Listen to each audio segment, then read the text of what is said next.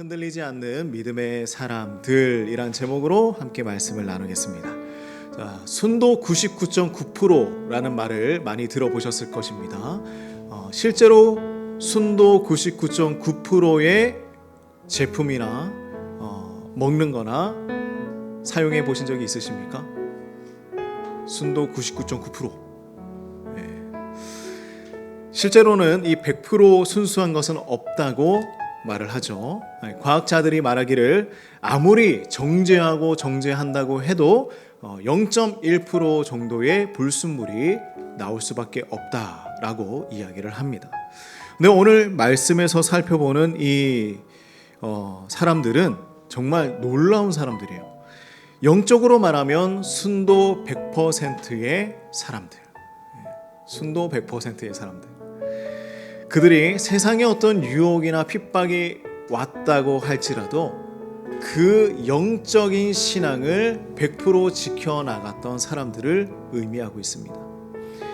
오늘 우리가 읽었던 요한계시록 14장 1절부터 13절까지의 말씀은 정말 놀라운 모습을 보여주고 있는데, 어린 양이신 예수님과 이들이 지금 어디에 서 있나요? 시온산에 서 있어요. 그들이 14만 4천 명의 사람들이다 라고 말씀을 하고 있죠. 그렇죠? 우리 1절 말씀 같이 한번 보겠습니다. 과연 이들이 어떤 사람들인가? 14만 4천 명의 사람들이 누구인가? 한번 보겠습니다. 1절 읽습니다. 시작. 또 내가 보니 보라, 어린 양이 시온산에 섰고 그와 함께 14만 4천이 서 있는데 그들의 이마에는 어린 양의 이름과 그 아버지의 이름을 쓴 것이 있더라.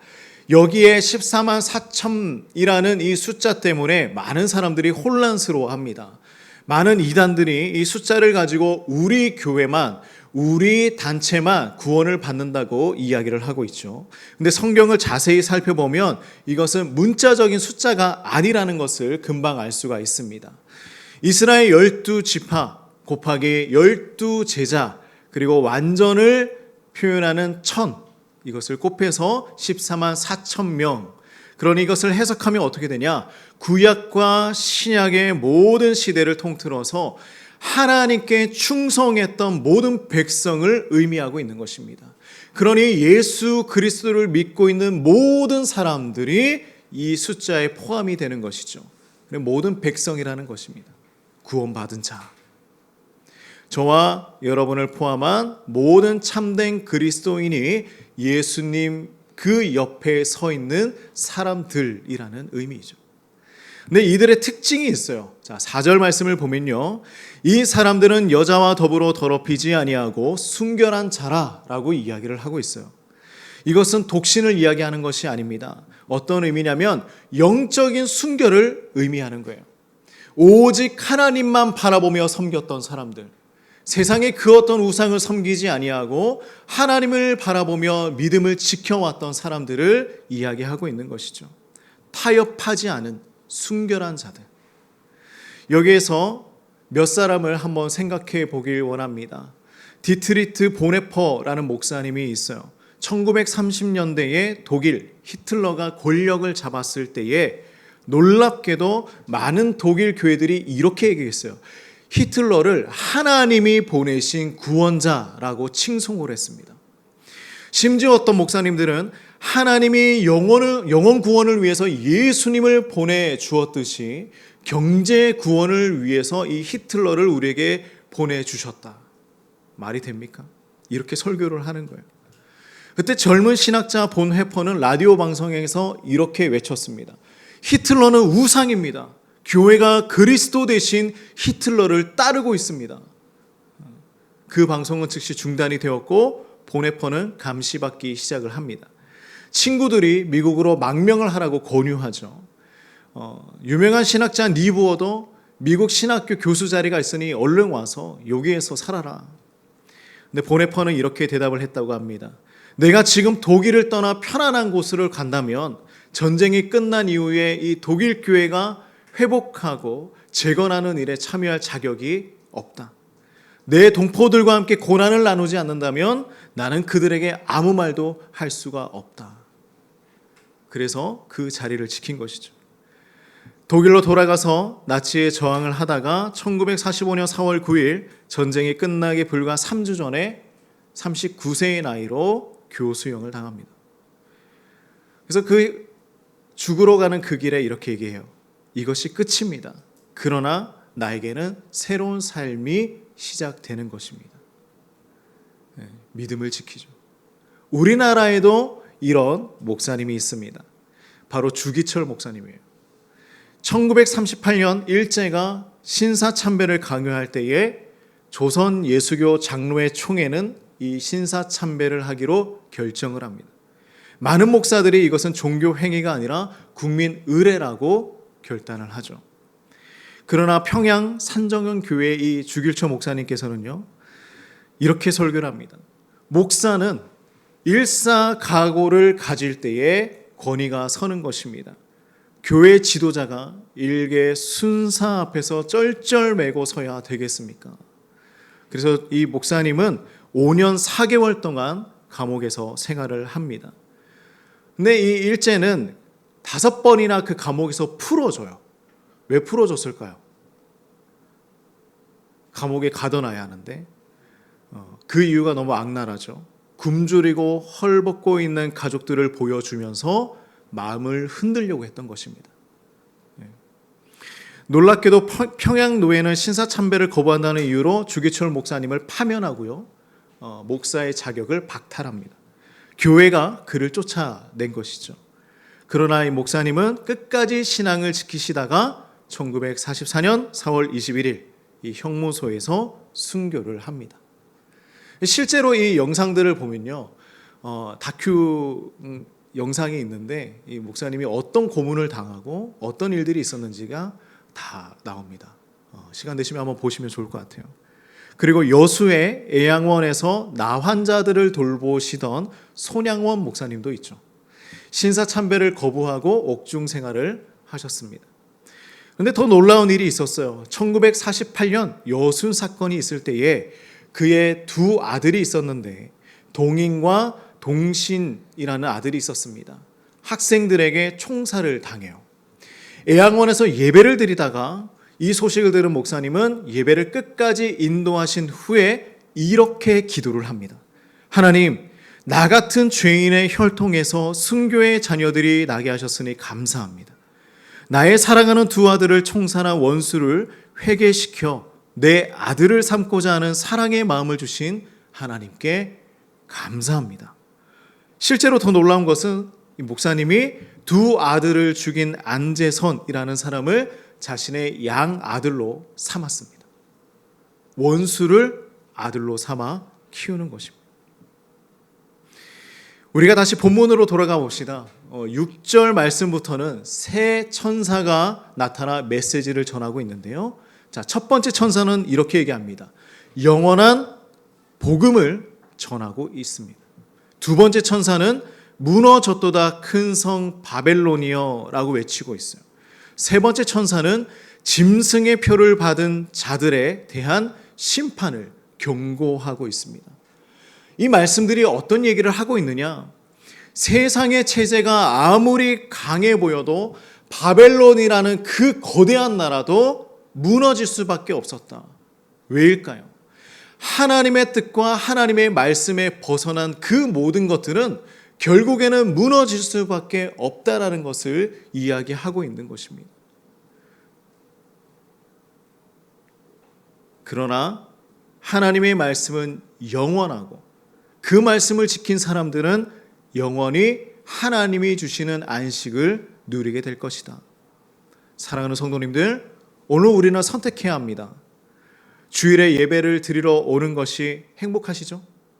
예. 행복하십니까? 점점 더 어려워지고 있지는 않으십니까?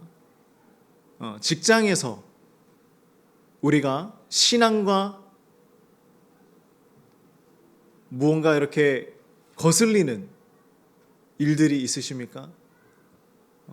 요즘에는 많이 없어졌는데 옛날에는 술을 마시러 가야 하고 그 술자리에 함께 해야 하고 그런 일들도 많이 있었죠. 자녀들이 엄마 우리 반에서 나만 교회 다녀. 교회 다니는 친구가 없어. 그런 얘기 하지 않습니까? 자, 캐나다의 한 목사님이 들려준 이야기인데요. 에스키모인들에 대한 이야기입니다. 요즘에는 에스키모라는 이야기를 안 하죠. 명칭을 좀 바꿔서 얘기합니다. 그들에게 모욕이 되는 이 에스키모라는 단어를 사용하지 않는다고 하네요. 이누이트인, 이누이트족 이렇게 얘기를 합니다. 근데 이들이 그 늑대를 잡는 특별한 방법이 있다고 해요. 이들이 늑대를 잡는 방법이 있는데 날카로운 칼에 짐승의 피를 발라서 꽁꽁 얼립니다. 사진 한번 보여줄래요? 네. 이것을 늑대가 지나가는 길목에 칼날이 위로 향하게 세워두는 거예요. 칼날이 위로 향하게 세워두는 것입니다. 꽁꽁 얼려있는 이곳에 피를 발라서 얼리는 거예요. 그래서 피 냄새를 맡은 늑대가 달려와서 이 얼음을 핥기 시작을 합니다. 처음엔 달콤한 피 맛에 신나게 핥기 시작을 하죠. 근데 점점 더 세게 핥다 보니까 이 칼날이 드러나게 됩니다. 근데 이 늑대의 혀가 이미 얼음 때문에 얼게 된 거예요. 감각이 없어졌죠. 그래서 늑대는 자기 혀가 베이는 줄도 모르고 계속 핥다가 피를 많이 흘려서 죽게 된다고 합니다. 이렇게 늑대를 잡아요. 세상이 우리에게 주는 달콤함이 이와 같은 것입니다. 처음엔 너무 달콤해 보이지만 결국에는 우리의 영혼을 죽이는 일이 되고 마는 것이죠. 우리에게 청년이 있습니다. 그죠? 근데 자신의 직장을 그만뒀어요. 하나님 앞에 예배를 하지 못하기 때문에 주일을 성수하기 위해서 직장을 그만두고 다시 직장을 찾았습니다. 그러나 결국에는 주일에 일을 해야 되는 상황이 또 벌어지긴 했지만 이 마음이 더 소중한 거예요. 하나님이 얼마나 기뻐하시겠습니까? 하나님 앞에 예배를 드리고자 새로운 곳을 찾고 또 노력을 하고, 그래서 우리 12절 말씀을 믿음으로 읽어봐야 합니다. 같이 읽어볼까요? 네, 읽어봅시다. 큰 목소리로 시작. 성도들의 인내가 여기 있나니 그들은 하나님의 계명과 예수에 대한 믿음을 지키는 자니라. 아멘. 자, 여기에서 성도들의 인내라는 단어가 나오죠. 인내입니다. 세상과 타협하지 않고 살아가는 그 인내가 필요한 것입니다. 당장은 손해보는 것 같습니다. 바보 같아 보일 수도 있어요. 그러나 우리의 소망이 여기에 있는 것입니다. 13절 말씀 뭐라고 합니까? 같이 읽어볼까요? 시작. 또 내가 들으니 하늘에서 음성이 나서 이르되 기록하라. 지금 이후로 주 안에서 죽는 자들은 복이 있도다. 이것이 우리의 소망입니다. 세상의 성공이 아니라 주님께서 인정해 주시는 것, 하나님이 그래 너 잘하고 있어 라고 말씀해 주시는 것, 세상의 칭찬과 세상의 환호성이 아니라 하늘의 그 상급을 바라보는 믿음이 필요하다. 우리 3절 말씀을 다시 한번 읽어봅시다. 3절입니다. 시작. 그들이 보좌 앞과 내 생물과 장로들 앞에서 새 노래를 부르니 땅에서 속량함을 받은 14만 4천 밖에는 능히 이 노래를 배울 자가 없더라. 이 노래는 무엇일까요? 구원받은 자만이 부를 수 있는 노래. 예수님의 은혜를 받고 구원받은 사람들만 부를 수 있는 이 노래를 얘기하고 있는 것입니다. 끝까지 믿음을 지킨 자들만 부를 수 있는 승리의 노래죠. 이 날이 우리에게 다가오고 있습니다.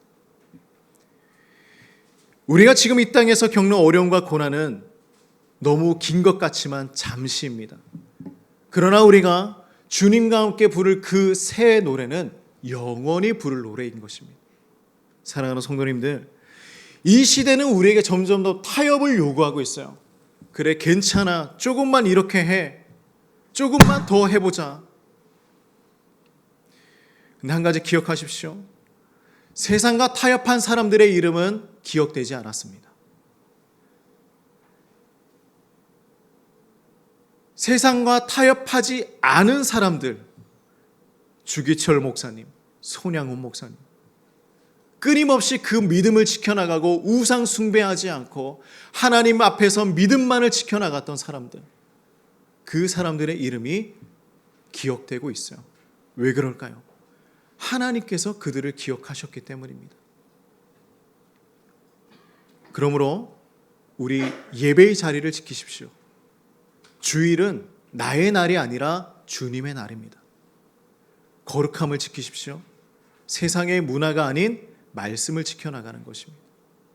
그리고 우리가 성경학교 하고 있죠? 사랑을 지키십시오.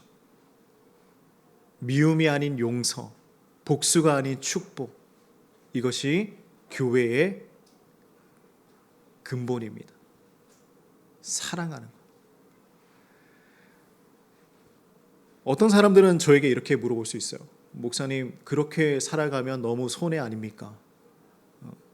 우리가 어떻게 다 세상에서 포기하고 살아갑니까? 제 마음이 너무 억울한데요. 그렇죠. 세상으로 봤을 때는 손해가 맞아요. 그런데 하나님께서 보셨을 때는 이것은 하나님이 제일 기뻐하시는 모습입니다. 천국에서는 이것이 상급입니다. 사도 바울은 뭐라고 했습니까? 현재의 고난은 장차 우리에게 나타날 영광과 비교할 수 없다. 비교할 수 없다. 어떻게 하늘의 것과 땅의 것을 비교할 수가 있겠습니까? 어떻게 세상의 것과 하나님의 것을 비교할 수가 있겠습니까? 우리는 하나님의 것을 누리며 살아가는 사람들입니다. 이것이 가장 큰 축복이겠죠. 그래서 저 천국에서는 구원받은 자만이 부를 수 있는 노래가 있습니다. 우리가 그 노래를 부르길 간절히 소망합니다. 우리가 예수님 옆에 서 있는 그런 하나님의 백성들이 되기를 소망합니다. 나중에 우리가 시온산에 서지 않겠습니까? 그 옆에 예수님이 계시고 그 옆에 우리가 서서 함께 하나님을 찬양하는 그 일이 우리에게 일어날 것입니다. 우리 모든 사랑하는 성도님들, 그날을 기억하며 그날을 기대하며 살아가는 축복의 사람들이 되시기를 간절히 소망합니다.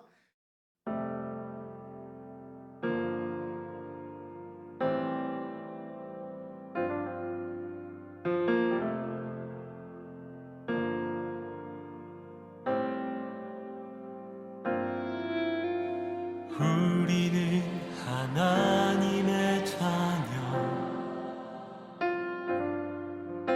주 사랑 안에 우리 거할 때 주님 나를 사랑하신 것 같이 우리도 서로 사랑할 수 있네. 우리는 주의 몸 된 교회, 뭐든지 제가 하나 될 때 예수님의 마음을 닮아가며 고통과 즐거움 함께 나누네. 하나님 안에서 우리 서로 이어져 주가 거하실 성전이